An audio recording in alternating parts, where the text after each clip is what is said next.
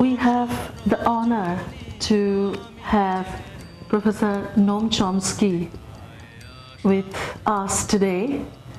I am Dr. Ashmita Khasnabish. I work on post-colonial feminist theory, literary criticism, philosophy. I have written a few books on those topics and areas.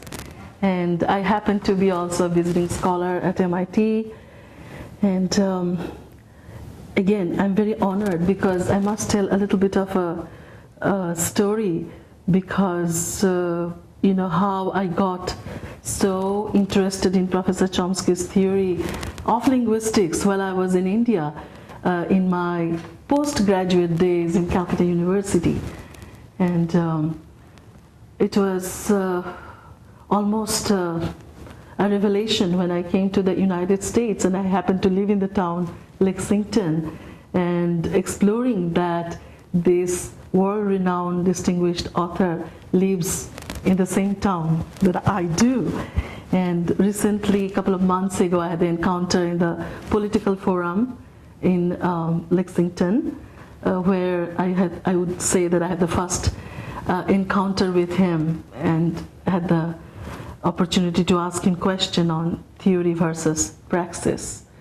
So we have this honored guest, and I'm honored, doubly honored.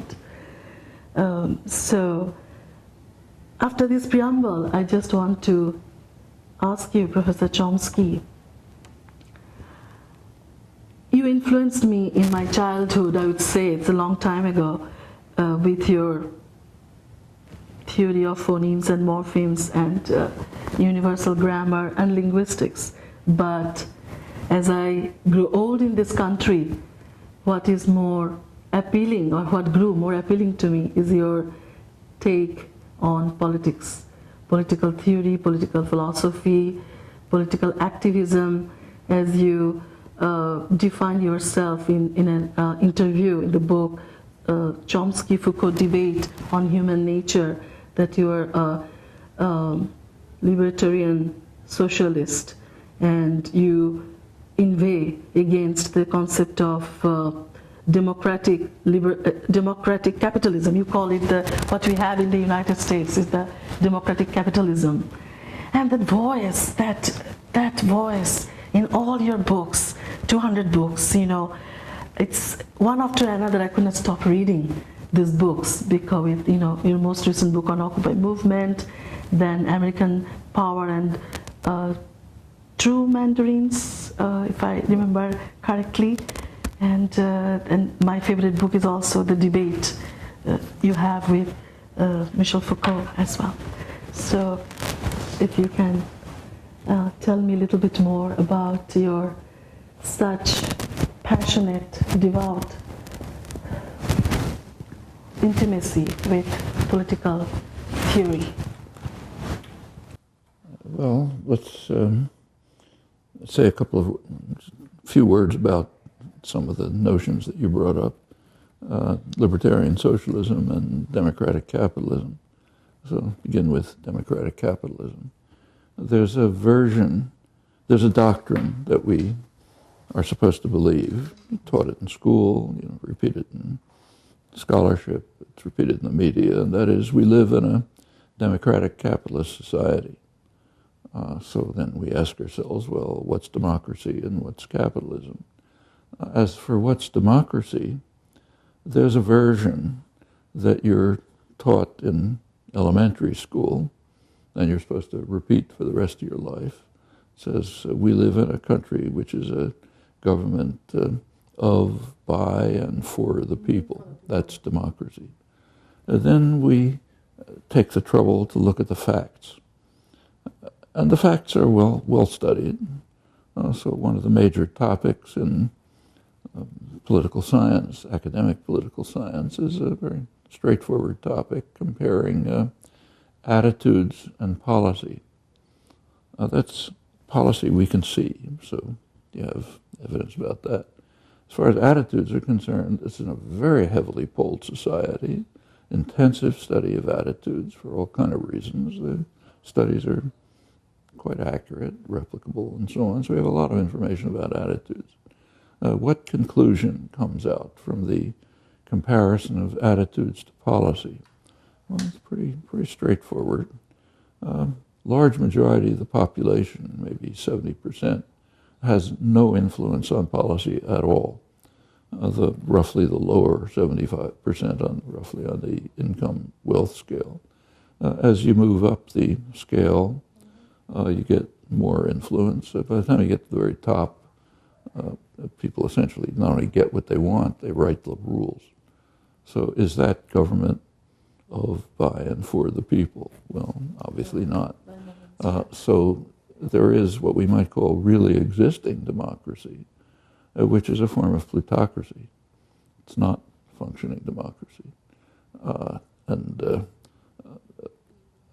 When power is in the hands of a tiny percentage of policymakers who are drawn from great wealth and corporate power, you can pretty well guess what policy is going to be. It's going to be designed for their interests. And when you look, you find that's exactly true. So that's the democracy side of the religion. What about the capitalism side? What's capitalism? Well, supposedly capitalism is based on markets. Do we have a market society? Well, to a certain extent. You have a choice between different types of toothpaste, for example. It's a market decision. But markets have certain properties. And first of all, suppose you have a computer. Is that, which you had a choice. You could buy an Apple or a Dell. Mm-hmm. But is that the product of a market society? Well, not if you look. Turns out that computers were developed for decades, and mainly in the state sector of the economy, actually right where we're sitting, and in other places like it. There were the hard work of research and development was done under government funding to create not just computers, but most of the basis of the IT revolution. Well, suppose you take medicines because you're ill. You don't actually have much of a choice then there, but some choice, so there's some market element. Is that coming out of a market society based on entrepreneurial initiative and consumer choice? Well, actually, most of the research, the main parts of the research and development, again, are pretty much within the state sector. So that's not. Suppose you have some money in a bank. Are the banks part of a market system? Well, we all know that they're not. The banks survive, especially the big ones, because of huge public subsidy. When they get into trouble, which they regularly do, then the taxpayer bails them out. Furthermore, the government offers the big banks government insurance policy. Has a name. It's called too big to fail. If you're J.P. Morgan Chase, you're too big to fail. So therefore, you can take risky investments, make a lot of money because it's profitable. It collapses, and you're guaranteed you'll be bailed out. That has impacts. It improves your credit rating, so you can borrow money more cheaply. It gives you access to cheap funds from the Treasury. When you add up all these things, it's a huge subsidy to the big banks. In fact, the International Monetary Fund estimates that it's approximately their whole profit. So are they part of the market system? Well, not quite. Is anything part of the market system? To an extent. Like I said, you can choose between two different kinds of toothpaste. Is business in favor of the market system? Well, what's a market? A market, you take an economics course, it's based on informed consumers making rational choices. Turn on a television set. Take a look at an ad. Is that ad trying to create an informed consumer making a rational choice? I mean, that's why when you see an ad for, say, an automobile, you have a football star or a movie star driving a car which drives up to heaven or something. Is that creating informed consumers making rational choices? No, it's the opposite. Advertising is an effort to create uninformed consumers who will make irrational choices. And that's a property really of oligopoly. Most production is oligopolistic, not competitive. And oligopolies don't want to have price wars because that costs them. So what they do, they basically set prices. So most things cost about the same no matter what you buy. And they have to get consumers by product differentiation. So you have slightly different products, they look different or something, and you have to delude people into buying this one rather than the other one. So you have huge industries devoted to undermining the market. I mean, all of this is transparent, you know. So that means whatever we've got, it's nothing like what's called capitalism. It's some sort of state-supported private partially private enterprise system. So that's really existing capitalist democracy, very remote from what's presented in the doctrine. Is it a good system, a bad system? Well, we could talk about it, but it's certainly a system that's inconsistent with democracy, and it has limited reliance on markets, which may itself be a bad thing for reasons we could go into. Well, what's libertarian socialism? Well, at the core, it's just the anti-state wing of the traditional socialist movement. Traditional socialist movement was aimed at, it was supposed to be aimed at creating a very broad democratic system in which all basic decisions in a society are under democratic control, including workplace decisions, community decisions, and so on. So undermining and eliminating authoritarian structures which have no independent legitimacy. That's essentially anarchism, version of anarchism. And I think it's an ideal that we can strive for. We can ask whatever institutional structure there is, maybe whether it's a patriarchal family or a global system run by a few great powers or anything in between, that we can ask whether that authority is legitimate. Well, it has to justify itself. It's not self-justifying.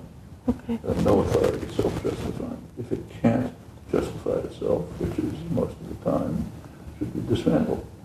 I think that's a simple moral principle, and I think that's the core of the alternative. So that's the way I would understand those concepts. Thank you so much for such an elaborate answer. So as you were talking, what comes to my mind is that there is so much gap between democracy propagated by the state and capitalism, because there is the question that I asked, a couple of months ago, the gap between theory and praxis. There is a huge gap between the two. And the way you described the capitalism, and also you brought in the economist theories as well, which is good for me because recently the work that I'm doing, it's on the economist and philosopher Amartya Sen's theory of capability, and which offers us a couple of choices. And also the theory of capability also believes in the fact, or in the theory, that we can strive, you mentioned the word striving as well, that we can strive to achieve what we have reason to value. If we value something, we will strive for it. The willpower, in other words, the will force. So, and I see it also reflected in your interpretation of libertarian socialism, that doesn't mean it will be an anarchy, but we should have the freedom to freedom of choice, as you mentioned, and Amartya Sen also mentions in the theory of capability. And it also reminds me, takes me to John Rawls's theory of primary goods, because he also, I think Sen's theory developed as a dialogue or as a critique, as a dialogue with Rawls's theory of primary goods, and also the theory of utilitarianism, because John Rawls obviously criticized the concept of utilitarianism. He was also enamored of Kant, as you are also. I think you mentioned, I was going to go to that question later. So I see a lot of parallelism, and so I want to know then, to what extent you also brought in Enlightenment philosophers You mentioned Locke, you mentioned Kant, Adam Smith, many others. So the question is then, so if we are, I never thought I'll be drawn into your political theory as I knew you, India primarily as a linguist. So why we are not succeeding to the extent we should have, and for that, what is missing in our civilization, culture, and society? By the way, I also read your books on 9/11, and they touched my heart as well. And you mentioned the U.S. International Court, and I was not aware of that, so it's sort of mind-opening as well for me. So the question is globalization really happening? Why we almost like beating the term globalization? Can we come up with a different term, maybe in terms of universal brotherhood? I have fascination for that kind of terminology. I know, which is also again will be very idealistic, because one of our conversations you mentioned that if I want a realistic answer or an optimistic answer, I go for an optimistic answer, but still I'm striving, I'm looking for an answer that why there is so much agony and pain, injustice, why there is no justice on earth still.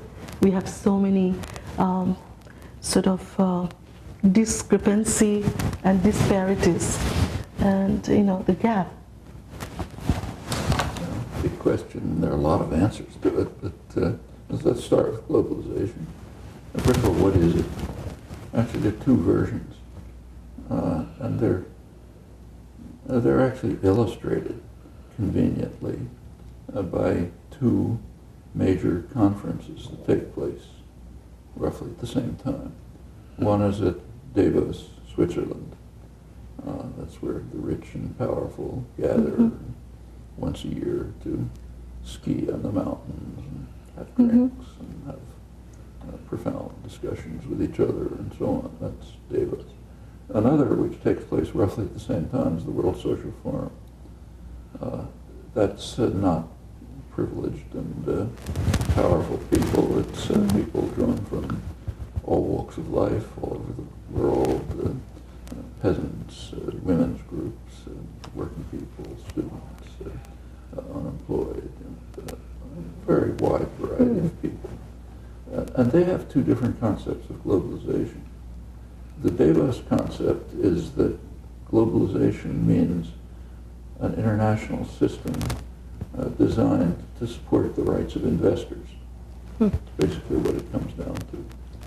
The World Social Forum principle is there should be a world in which people make their own decisions, they're free, they devise systems that benefit the general population, not privileged sectors among them. They confront authority if it's illegitimate and so on. And they do it by international cooperation. So if you go to a Davos meeting, there are executives from India and the United States and Britain and Thailand, and they're more or less interchangeable. Very global, That's where they are, but in fact they own things in each other's countries, so it's international.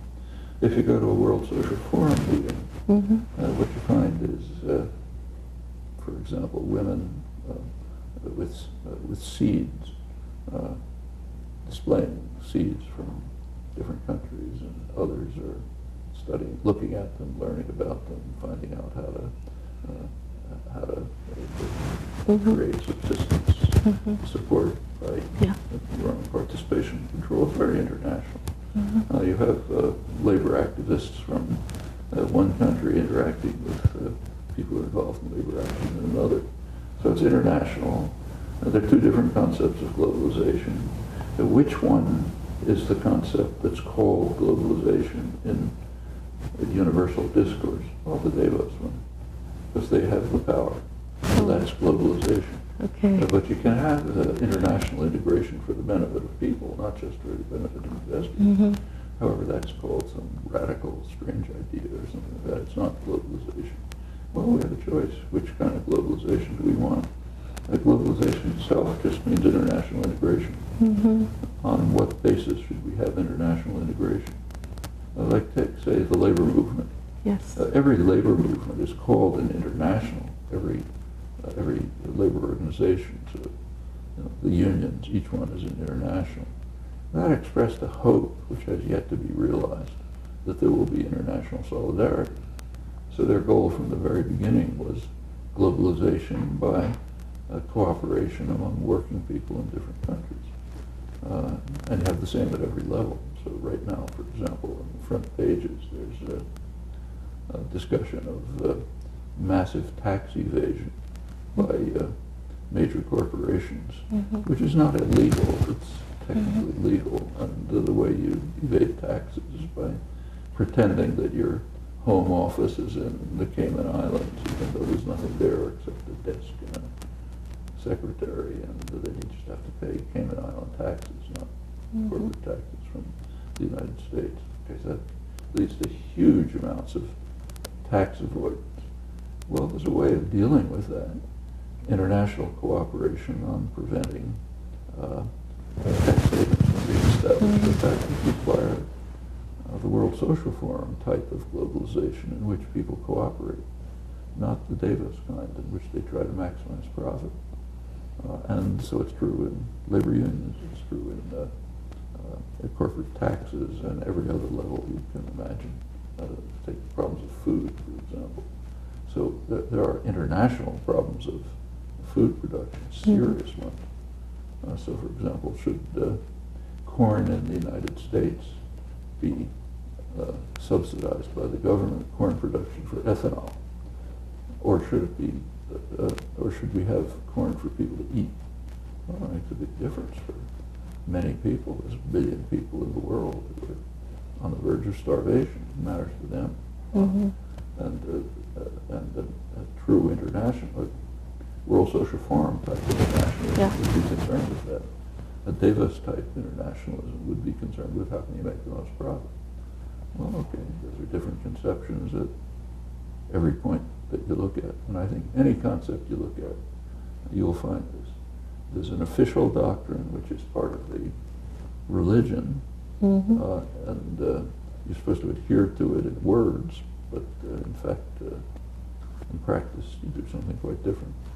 Okay. And then there are other concepts that are just those of powerless people, maybe most of the population, and they don't become part of the religion, the official religion.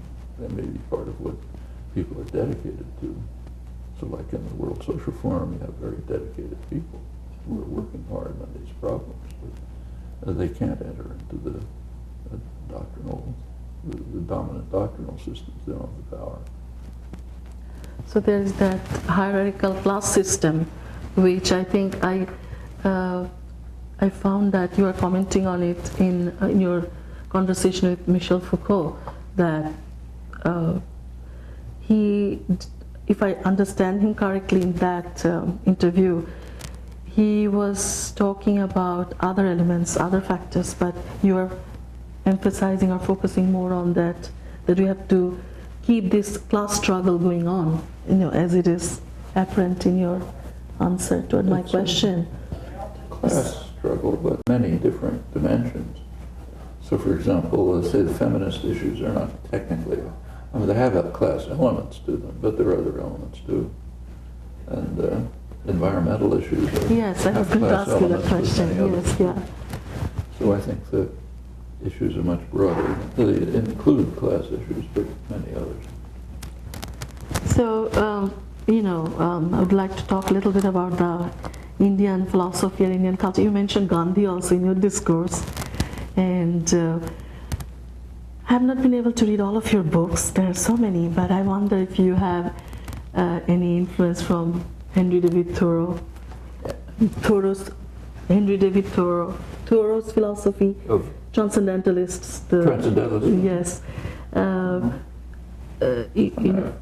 It's hard to know. I've read it, but I couldn't identify as from it. Yeah, okay. So let's go back to that. Yeah, sure. You and I live right in the midst of transcendentalist country. I love transcendentalism still, yeah. So I think I was going to ask on your take on climate change, but I think I have my own question, which is your attachment with the philosophers as well, not just political philosophy, but in general, in philosophy of enlightenment.